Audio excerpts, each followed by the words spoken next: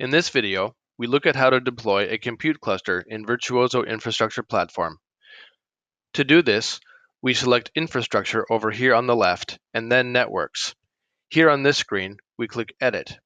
Then we select the VM Private and Compute API buttons here in the Private column, and then further down, the VM Public checkbox, and Save. Then we need to open the Compute screen and click Configure.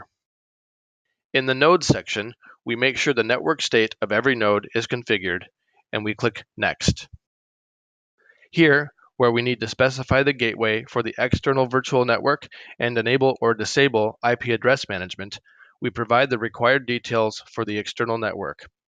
Then we review the configuration and click Create Cluster. Now we need to wait for a few minutes while the cluster is created, and we can monitor the compute cluster deployment progress on the compute screen. As soon as this deployment is finished, we will be able to create virtual machines.